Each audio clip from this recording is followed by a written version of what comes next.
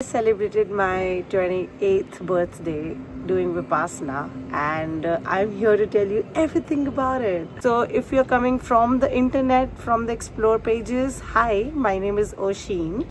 So I'll start with what is Vipassana, or what do we do there, what are all the restrictions that we have to follow, and why I had to go for Vipassana. So Vipassana is a practice of meditation that was coined by Gautam Buddha back in like 2500 years ago or something, and it was brought to India by S.N. Goenka, who runs this organization called Dhamma Vipassana organization, and they have centers all across India. I think so they have some centers abroad too, but I'm not sure about it. When I was trying to explore that which center I want to go to, that's when I got to know that hey, these people are big, they have a lot of centers. So if you go and check out around your state, around your city, I'm pretty sure they have a center there. They are that popular now. So in this practice, basically you're isolating yourself with everything around you, and they will take your phone, your gadgets, your books, diaries. So you can't indulge yourself in any kind of distraction, first thing. Second, you're not allowed to speak to anyone around you. So let's say in my center there were we were 20 odd girls and 45 something odd men, and we 20 were not allowed to speak to each other. We can't even look at each other's eyes or make any gestures. That they also say because it helps you overall in achieving the best out of Vipassana. So I couldn't understand it in the beginning, but then if you'll just blindly follow it, then you'll understand that okay, that's why they say not to do these things. And this practice of not interacting with anyone, no gestures and nothing, is called noble silence. It's called Arya Maun. So we practice that. We do eat sattvic food, so there are 3 meals in a day, once at 6:30 in the morning, another one at 11 o'clock, and another one at 5:30. So the first 2 ones, the morning one and the evening ones, are just tea and a breakfast kind of thing, tea and a small something with it. And the one that is at 11 o'clock, that is a proper lunch. So it's like dal, roti, chawal. So I used to fill up myself with that. I'm like, this is the only meal I'm gonna get. So I used to eat a lot at that time. But I think so I've lost some weight too, just by sitting. And so we used to meditate for 11 hours straight. That is the minimum that is required. If I break down the days for you, for the first 3 days, there's this practice called Anapan, in which we are just trying to fixate on the breathing. And okay, I'll tell you something. This is me breaking, but it just does not make sense. The first 3 days, I was like, why? What are we doing? And I have done meditation before, and they always say that, hey, whatever you know about meditation, whatever you know about the practice, just forget everything.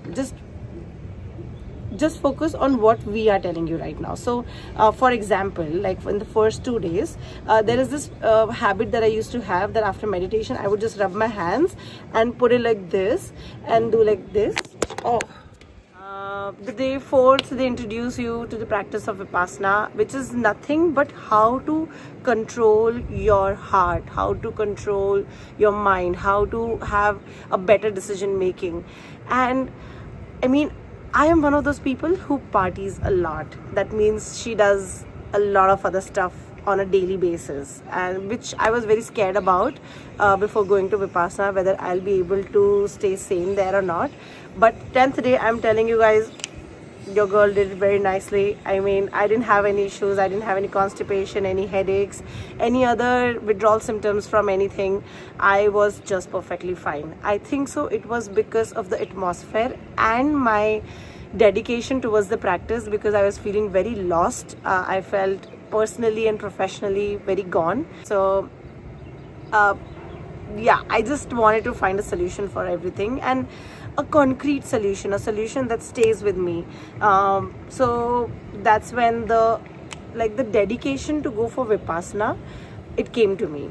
I was scared, like I was telling you, that the 10 days I would not be able to do it, but I did it very nicely. So on the 4th day, you get introduced to this practice of Vipassana, and it goes on till the 10th day. I was not aware about this thing, but on the 10th day, you get your devices back, and you get your you can speak to other people also. To be really frank, because I went to this really small center in Maharashtra, and there were like people just coming from the nearby villages. Like, so I was in this place called Sangli, and there is this place called Miraj, Kolhapur, Solapur. These are the places in Maharashtra. These are not too big places, small places, and the people are coming from there. So these are like very regional, local Indian folks who go to the center. So when they saw me, a girl from Rajasthan who has not dressed even once in a salwar kurta, oh, that is also one of the things, that you need to like wear loose clothes, and ideally like a salwar kurta with a chunni kind of thing for the females.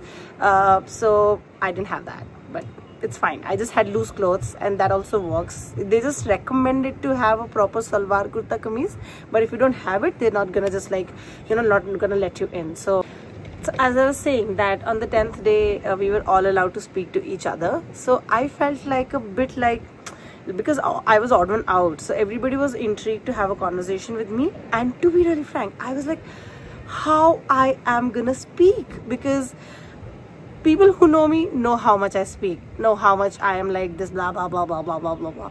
And when I successfully did those 10 days of Maun Vrat, I was like, how will I even enable a conversation with someone? I was skeptical, I was scared, and then these girls are just coming themselves to me, asking me questions about where I'm from, why have I come from Rajasthan to Maharashtra, that too also to a very small center. I would recommend going to a center which is not that popular, because then the size of the group is also smaller. It is so much calm. The Sangli center was so nice.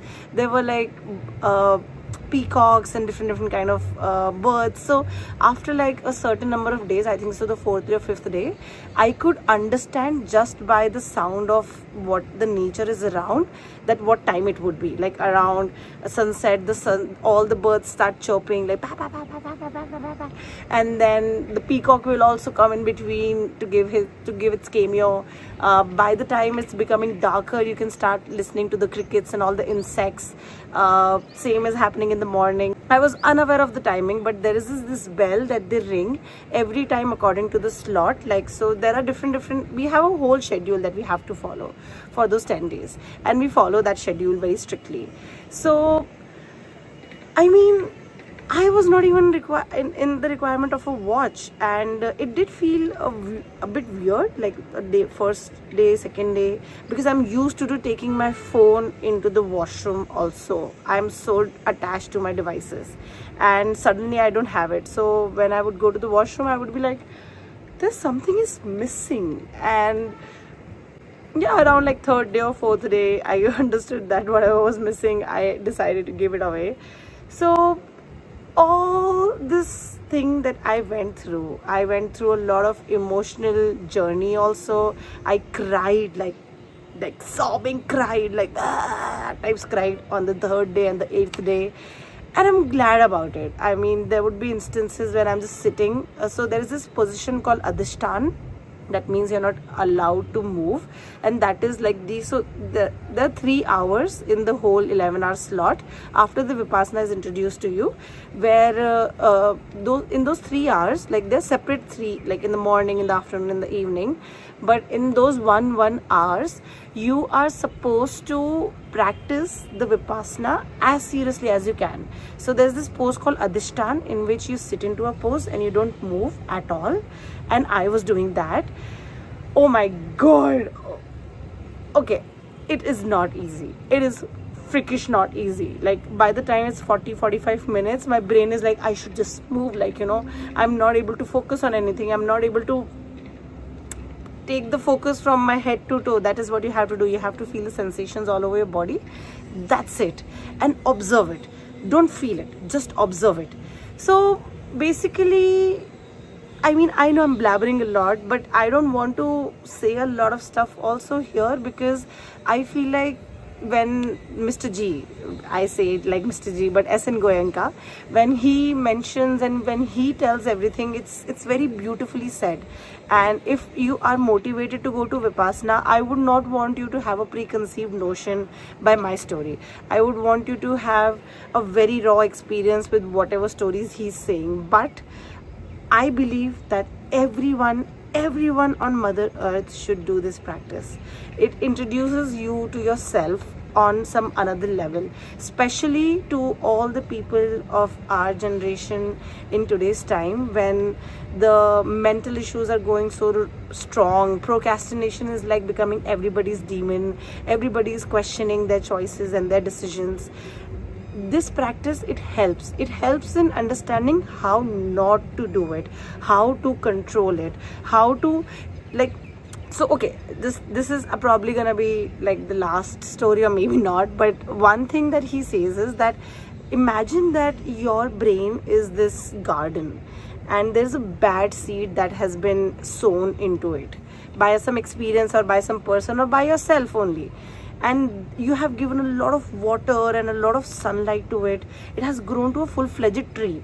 Now there is no other bad seed coming to the garden, but just because there is this bad tree, it will drop its fruits that has seeds again, and without even knowing, you have this whole orchard of bad ideas and bad emotions. And so Vipassana is a practice where you can root it out, but you have to take one plant at a time. That means it is an eventual and gradual process. In those 10 days, I did understand whatever he was trying to say, and I could feel that whatever he's saying is not crap and it can actually work out, but it is a lifestyle that I'll have to live. It is a practice that I have to do.